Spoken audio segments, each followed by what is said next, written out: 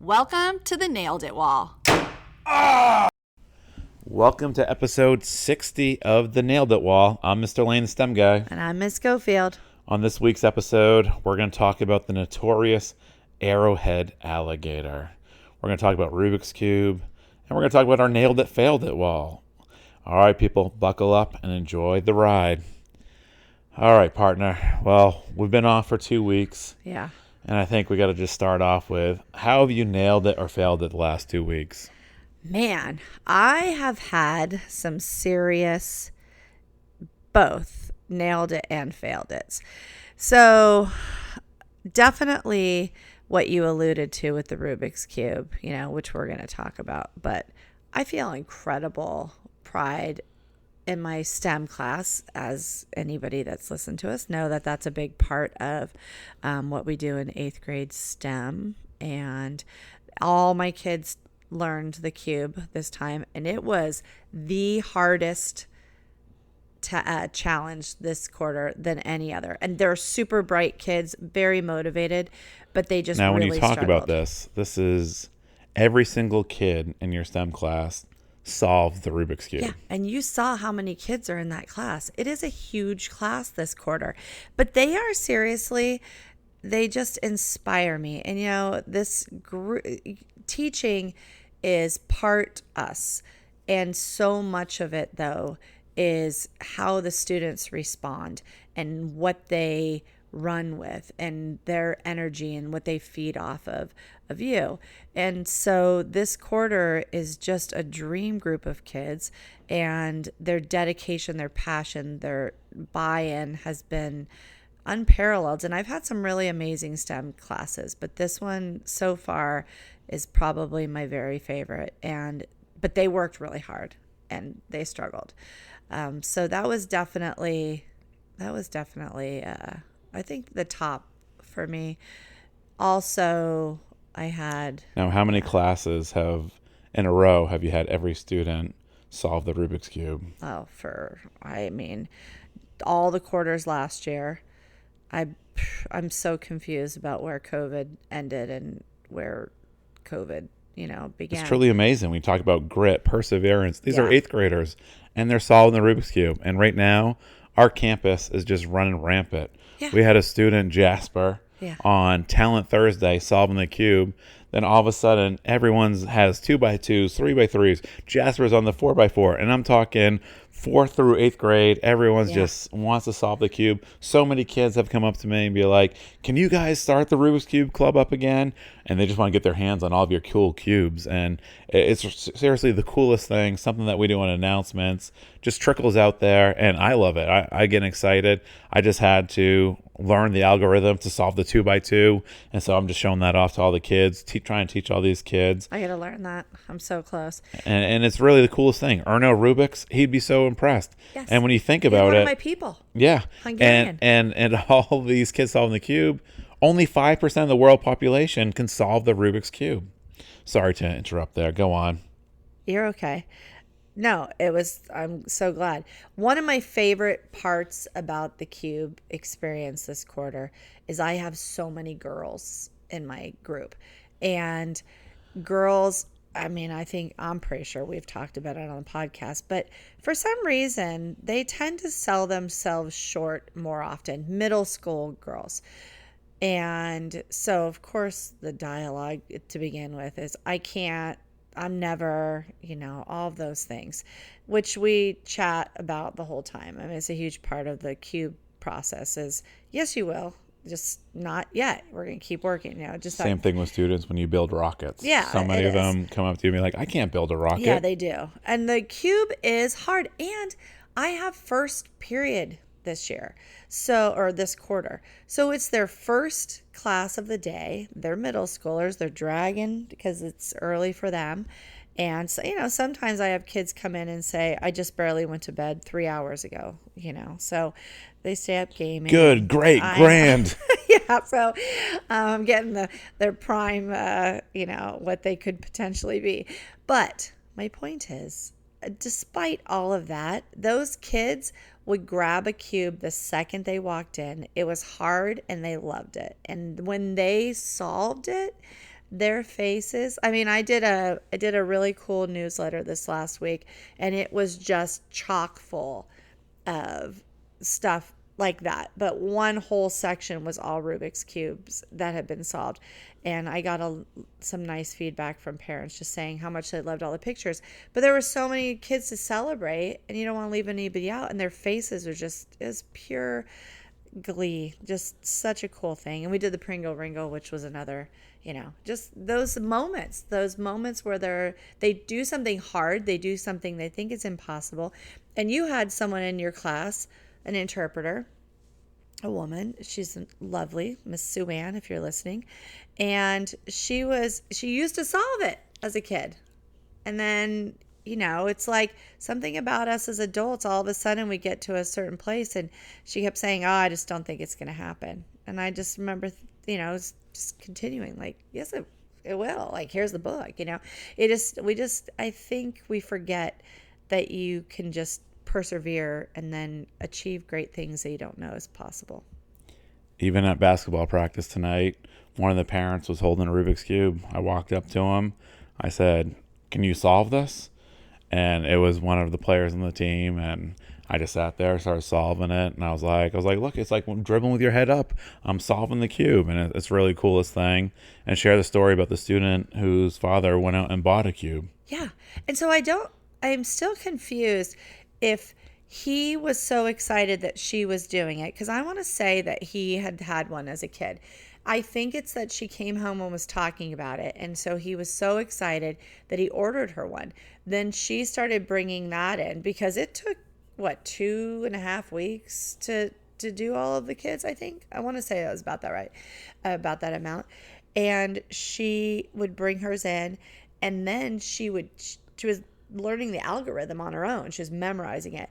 And her pride in her competence was just, it was the coolest thing. And so other kids had a lot of admiration for her. And when we did a battle, which I've never done before, we did the whole class. Everyone was paired up with someone on their level, and they did a cube battle. And it wasn't for speed necessarily, because a lot of these people need the books. So it doesn't matter. That's the whole thing, is you can solve the cube now. You have the steps, you have the skills. So just use them. And as long as that takes, then that's as long as it takes. But she was doing so well. I was very proud. And more importantly, she was really proud of herself. Now, are you still taking Polaroids of all the students who solve it and hanging it up on the Nailed It wall? Well, I have kind of slacked. We've actually been hanging stuff up on the Nailed It wall, but I have slacked about the Polaroid, not because of lack of interest, but lack of funds, because it is quite expensive to buy Polaroid film, and I am currently out. And I think I have 30 kids in STEM, or it's pretty close to that. It's a lot of kids. And so, I had to postpone. Those Polaroids are expensive. And this is a great segue. Now, have you heard of Buy Me a Coffee? I have heard about Buy Me a Coffee. Now, Buy Me a Coffee. We are on Buy Me a Coffee. It's a crowdfunding company based in San Francisco, and it provides a service for creators to collect donations from their supporters. Now, if you enjoy this podcast and you want to support Polaroids or just buy us a coffee, you can search for Mr. Lane, the STEM guy, on Buy Me a Coffee. Shameless plug. All right. That. Now I love that. What's your nailed it? My nailed it. There's so many. Like when 2 weeks go by, there's just so many stories, and we share so many stories. The announcements have been truly amazing to start off the year. We had some audio issues, but just they're a work of art. They really are. Every single day, they tell a story, they paint a picture, and you talk about little things about the cube and just how it explodes and sharing students' talents. And, we've had very few mistakes on announcements. We have the students. I mean, they're coming in every single day. We've had some meetings before school, and they've been amazing. We love seeing the kids on there. And so we've had some fun segments. Like, and we've done an I Wonder Wednesday is a new segment. Yeah. It's been awesome. Freaky Fridays, where you do some pretty great facts. And we did, is a Cheeto considered a chip? And it just starts these conversations. I love those. And so that's been so fun. But I think my nailed it is these 7th graders. They've just been so fun. I have 2 groups to start my day of 7th grade. One's large and one's smaller. And we've been able to do different things and explore and just persevere. And so with the EV3, which are Lego robotics, I always start with the seventh graders. I give them the challenge, like make it move without wheels. And so they have to build a robot that can drive 600 centimeters without wheels. They can't use gears. They got to build something. And it's just so fun to kind of, you walked in today and they're just starting the process and they're kind of figuring things out. But it took it a step further because it was like one thing, and they just had so much fun. And then I gave them another week to choose like a tutorial or to go like freelance on themselves and build a robot that has to accomplish a task. And some of the robots, they were so cool. Some of them followed a YouTube tutorial. Some of them followed like a book. Like it was crazy, like what these kids were coming up with. And this one group of girls, they came up, they found this one with a robot that like the arm moved and the table moved and it would spin around and it would do art. It was like robot art. And from the first day, Mrs. Bonham came in. I'm like, oh, Mrs. Bonham, you got to check out this robot. And this is what they want to do. And it was so cool that they were like looking for pieces and like actually kindergarten was in one day. And we were talking about inventions, and I'm like, oh, we have some great inventors here. They came up and showed their robot, and so it was pretty cool. I mean, just the fact that the first quarter is almost over, is kind of a crazy thing when you think about how fast time is flying in the school year. Like, to really comprehend that 25% of the school year is almost over, and it feels like we just started school yesterday. I can't even let my mind go there. Only because I love this group of kids so very much. Not just them as people, because I do. They're stellar human beings and I enjoy that. But what they are bringing out of me as an educator and what I've been able to experience alongside them in the classroom, it's been such a higher level, and it's just brought out something different in me as a teacher this year. And I will forever be grateful to them because it's like a rebirth after all of those, I don't want to say dormant years, right? Because we weren't dormant. We were not. It just wasn't the same. And so it feels alive. It feels exciting, and it's a partnership. I feel like in my classroom this year, it's a true partnership where I show up and I know I'm giving them my absolute best, and they show up and they're giving me their absolute best. And there's this trade-off that continues to happen. And if a day, even though I've given my best, I feel like, that wasn't how I wanted it to be. Like, I could do better. I genuinely, and because I've talked to you about this, I mull that over and I make a plan and I write notes to myself. And then for the next day, I am so, purposeful in how I approach the next day's lesson. So I don't know. It's just a very exciting time to be a teacher.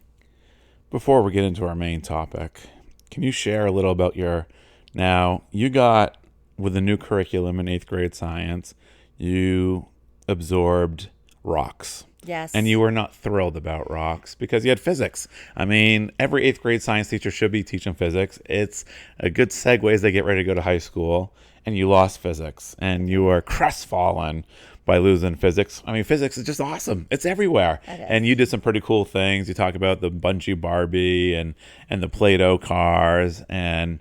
But talk about your fossils. And how you want to grow for next year. Well, and just as a side note, the good news is with my curriculum is I still get to teach some of those really fun physics things because there's parts of them, components, if you will, that are still under the umbrella of 8th grade science, which I'm excited about. But here would be a great example of one of my fails this week. So you alluded to the fossils. And so the kids have been so great about rock layers. And I try and really talk to them about, especially for where we live, we see these amazing examples of rock layers and erosion and in a way that not everybody gets to see or appreciates. There's so much beauty in our landscape in Arizona and Utah. Where is your favorite place to see rocks in Arizona? I mean, well, I would say Monument Valley was breathtaking. I want to see Antelope Valley. The Grand Canyon is, you know, makes me giddy. I had a student. That was another amazing thing. I'll talk about that in a second. But do you know where my favorite rock place is? It I like, do not. oh, okay. I didn't know if there was something I had shared.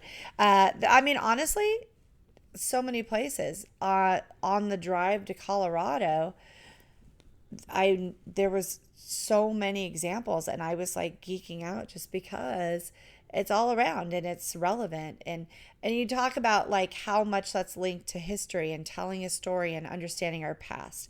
And so that's what we're really focusing on. Is it's not just rocks, it's not just rock layers, it's not just fossils, it's our history book, and we can learn so much from the past.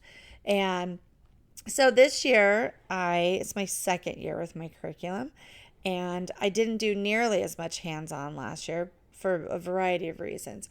But this year, everything is lined up, and so I wanted to extend my fossil lesson, and I thought, wouldn't it be cool to have them build their own fossils? And they'd have to tell me how it was fossilized, and if is it a body fossil or trace fossil, all those things. And so I get this great idea that I don't want to pay for clay or dough Clay's expensive. because it's expensive. Play-Doh is expensive. All that stuff is expensive. And, again, teachers have limited funds, and we do the best we can. We're very creative, and we stretch money very far. But regardless, I have 100 and whatever, 30 kids, I think, or something of that nature. And so I looked up a recipe, or one of my students did. They said, all we need is flour, salt, and water. Perfect. Great. I can afford that. I get flour. I did not get a big enough bag, I realized later. I had a big enough bag if kids would have followed a recipe each time. However, they thought, I can do this, which is pretty much how I navigate directions. So I get that. So I let them have a bag of flour and the salt and water, and my classroom was a hot mess. So much so that I couldn't even get the dough remnants off the back table with a scraper, and it took me forever to get it off. I'm gonna need you to return that scraper as well. Yeah, I know. That's my favorite. That's my favorite 3D printing removal from the raft scraper. I'll have Matilda bring it over tomorrow. Thank you. So it was one of. However, I just thought of that. It was as not. you were sharing that story. Yeah, I'd like to retract that story, but the lesson was not a failure. My execution of how I would approach it was the failure. And so I mentioned to you, next year I'll make the dough, or I'll have some students volunteer and they'll make a bunch of batches, because that was a huge and that was on me. Like, I wasn't upset with them. I was frustrated with myself. And because I hadn't done that before, I didn't have any idea of, I could have, I should do this. But overall, I was really happy with it. And I feel like as many times as you can let kids make, and as many times as you can let kids show you by demonstrating, that's the way to go, in my opinion. Especially, which I will just mention, especially with our big push for this new way we're doing grades, with standards-based being kind of our pathway, it looks like.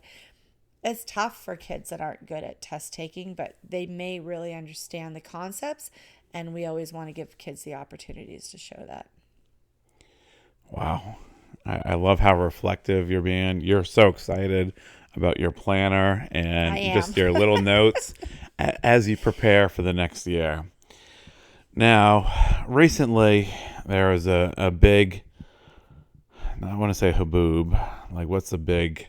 Hubbub? Hubbub. All right, big hubbub about the Arrowhead Alligator. Now, we live like near golf courses where we have man-made lakes and reclaimed water, and it's great for walking around, and then on the Nextdoor app, and you do a great job with teaching kids about fake websites, and you do such a cool thing. And I actually had kids create fake websites to kind of test out the younger kids, to kind of say, is this a real story? Is this a real website? And kind of go through there. Anyway, so we started getting this buzz that there was an alligator in our Arrowhead lakes, and these lakes connect to the Legend Golf Course, the Legend Springs, and all this. Now, on the Nextdoor app, there was a report that somebody was dumping an aquarium into the lake, and somebody's heard them, went over to them and said, "What are you dumping there?" And they said, "An alligator." And then it got out that this was a 3-foot alligator. Now, Mr. Galletti, our principal, is so amazing. He let us run with this, like, on the news. Like, we put out like a whole thing about a public service announcement that we do not have proof, but there could be an alligator in the lake, so beware. And this turned into like a whole like week and a half story of parents, kids. It actually went to the news. We were playing clips from the news on our announcements. We were interviewing people about this. People, my own son, Ryan, swears he saw these huge bubbles and an alligator in the lake. The Glendale Police Department was getting so many calls. I think some of those calls might have been from us, like, because we were talking about this Arrowhead. But it talks about the power of social media. Then it went to the Ring app, and some of these posts were so crazy. And you talk about, like, and when you were teaching about fake websites, you had a report from Stanford University about what was the percentage of, what kids believe about fake websites. Wasn't it like 80% of things that they see? It was alarming. Yeah. But for adults, they were not far off. They said the kids, but then the adults were like only a tick or two below that. So it's equally alarming. So everyone was talking about it. It was the buzz. Like, we were at the football game, and people, they could not stop talking about the Arrowhead alligator. And share the student about the picture share the story about the picture your student had. Oh my gosh, seriously, it was such a teachable. This whole thing is just memorable for forever. So we are talking about it, then my kids get all fired up, and they said, "No, it's true. It's true." Roman has a picture of it on his phone. Awesome. I already know it's going to be good because Roman And the best part is you don't see him till the end of the day. I don't see him till my last period. And I've been told by so many kids at this point, Roman has the proof. And Roman is one of those kids that is near and dear to my heart. Like, I love this kid. He's just like a little mischievous, fun little fella. I love him. So I cannot wait for him. And I say, I'm talking about this alligator, and Roman says, "I have a picture." And I said, "Do you?" And so we made eye contact, and he smirks at me, and I smirk at him. And I said, "Let's see this picture." Tell me you put it on the Apple TV. Well, unfortunately, there was something. It wasn't working like that, so I had to like put it in the drive and then put it, because my Apple TV was acting weird. Oh, I couldn't find the remote. So anyway, put it up there, but I show all the kids, and they believe this, and it's like the crocodile in Captain Hook. Like, it is huge, right? It's almost animated. It's laughable. It's the most huge thing. It's laying on its side. I'm not sure, dead. It does look like it could have been on the grass around the Arrowhead Lakes. And so it's just amazing what people will believe. And so then it was just like we had the best conversations about, okay, guys, like, come on now. Does this look believable? And I have to tell you, they were all in. They believed him. And he was so delighted that he could snow his classmates. It was hilarious.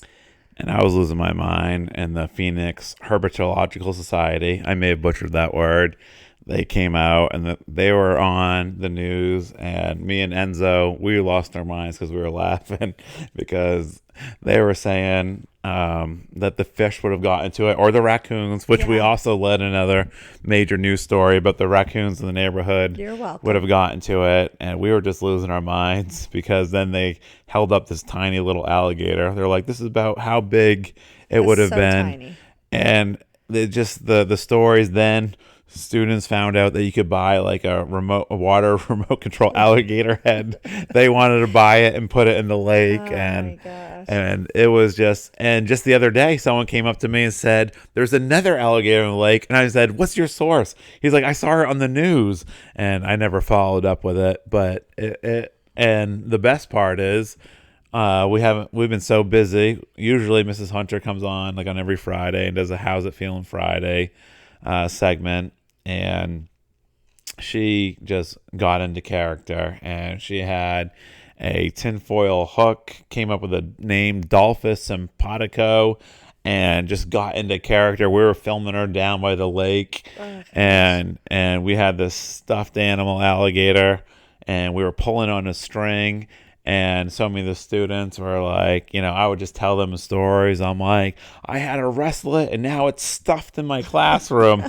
And these kids think this was a real alligator at one time, and it's a stuffed animal. And it's like the most hilarious thing. And so many kids are like, there's the alligator that was on the announcements. And Mrs. Hunter, she's just like an SNL character. She really is. Just we're just filming this in the neighborhood. Like, people are coming by, cars are stopping by, trying to see what we're doing. We had a boom mic out there, and it just goes back to the fact that nobody is having more fun than we are, like doing what we do, like what we love to do. And, that's the positive side. You get to share these stories. And that was just like one of my highlights of the year and so many kids were like, who was that Dolphus Simpatico? Like, they did not even know it was Mrs. Hunter, and I'm like, it's an international man of mystery, that was hilarious. And it's just the funnest thing is to teach and to get the most out of your students and share these stories. And me and you get to go back and forth, and every single day there's just a highlight. There's just the good always outweighs the bad. For sure. It really does. And there were so many parts of the crocodile, the alligator thing that I loved. And I think one of the things was it was so community, and it just reminds you how special our neighborhood is, how special our school is specifically, and just that the conversations that happen. And one thing that you and I have been talking about a lot lately is how much pride we have in the announcements being truly a K-8 experience now, cross campus with all the teachers, because the 8th graders are so bought into what we're doing, the things that we talk about. We have kids that are sending us totes of Dorbs, in 8th grade, and these kids are very invested, and really that's your goal for the school community across the board in everything you're doing, Stuco and NJHS and the what's the kindness club, Team Connect, and all of that stuff. And I just feel like there's such a buy-in and such a close-knit feel this year more than any other year, and it is a really energizing, special thing to feel. Yeah, I couldn't agree more. I'm just still laughing about this follow-up story. I never followed up on the second news report, but the fact that we just tackle these things head on, and we start things. I started this whole raccoon story. You didn't believe me, and I saw these raccoons multiple times on my run. I'm like, there are raccoons in our neighborhood.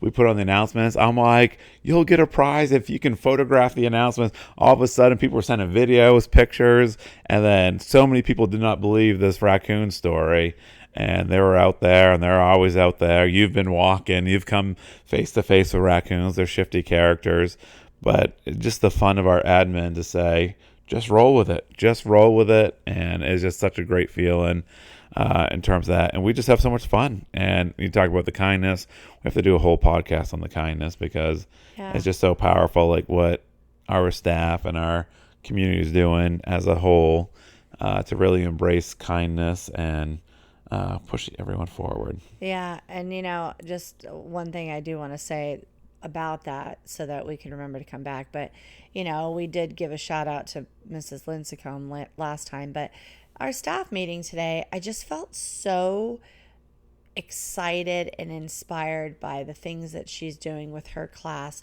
to touch base and check in with these kids.